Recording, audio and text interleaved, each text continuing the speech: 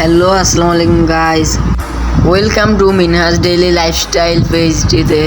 তো আজকে আমি যাচ্ছি মূলত চাঁদপুর শহরে একটু ডাক্তার দেখানোর মাঝখান দিয়ে ডাক্তার দেখাবো, প্লাস একটু ঘোরাঘুরি করব। তো চলেন, এই তো বাসা থেকে নামার সাথে সাথেই গাড়ি পেয়ে গেলাম। তো আমরা চাঁদপুরের দিকে যাই।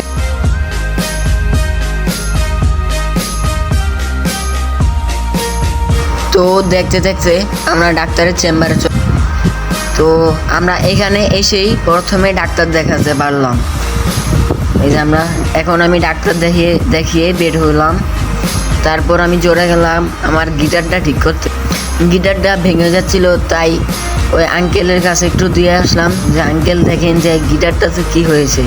আঙ্কেল বললো সমস্যা নাই, ঠিক হয়ে যাবে। তো ওইখান থেকে এসে আমি হেভেন থেকে একটা আইসক্রিম নিয়ে আইসক্রিম খেতে খেতে চলে আসলাম নার্সারিতে কিছু ফুল গাছ এবং ফল গাছ দেখার জন্য।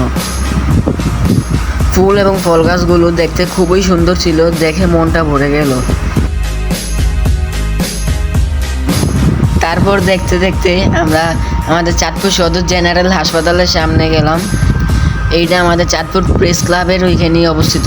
ওইখান থেকে আমরা চাঁদপুর মডেল থানায় একটু ঘোরাঘুরি করলাম।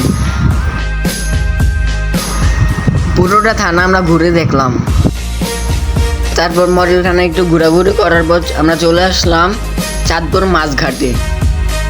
এখানে দেখেন কি সুন্দর ইলিশ। আজকের বাজারে অনেক মানুষ এসেছে। এই আজকে কয়েক 2-3 দিন ধরে বন্যার পর আজকে অনেক মানুষ এসেছে হাটে। তো চলেন আমরা ইলিশ দেখি। ইলিশগুলো দেখতে খুবই সুন্দর।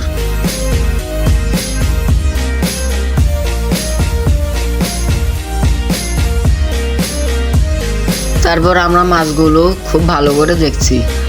তারপর আমরা এখান থেকে কিছু মাছ কিনে নিলাম। আসলে সত্যি বলতে আজকে আমরা মাছ কিনতে আসি নাই, আজকে আসলাম পুরো চাঁদপুর একটু করে ঘোরার জন্য।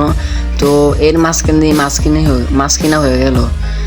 আর এটা হলো আমাদের চাঁদপুর মাছঘাট। এখানেই সব মাছ আসে। নদীর মাঝখান থেকে জেলেরা মাছ ধরে এনে এখানেই আনে, তারপরে এখান থেকে এই বাজারে নেয়। তারপর আমি এমনি কিছুক্ষণ ভিডিও করলাম, দেখলাম সবটা ঘুরে। এর মধ্যে আমরা ওইখান থেকে মাছ কিনে বের হয়ে পড়লাম। এটা হলো আমাদের মাছ। এই ব্যাগটির মধ্যে আছে আমাদের মাছ, যে মাছটা কিনছিলাম ওই মাছটা। তারপর আমরা ওইখান থেকে চলে আসলাম একটু বড় স্টেশনে দেখতে যে বন্যায় পানি কতটুকু হয়েছে।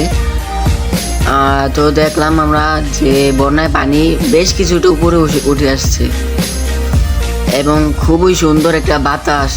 এই বাতাসটা খুবই সুন্দর, আপনারাও এসে উপভোগ করবেন যারা চাঁদপুরে থাকেন। বাতাসটা পেয়ে আমি মুগ্ধ হয়ে গেলাম। তো একটু হাঁটতে হাঁটতে গলাটা শুকিয়ে গেল। তারপরে ছোট ভাইয়ের কাছ থেকে এক গ্লাস শরবত খেয়ে নিলাম। তারপর শরবত খাওয়ার পর আসলাম এবার ফুচকা খেতে। এই যে ফুচকা হাতে পেয়ে গেলাম, এখন আমরা খাওয়ার পরে এমনিতে একটু কিছু ভিডিও করলাম।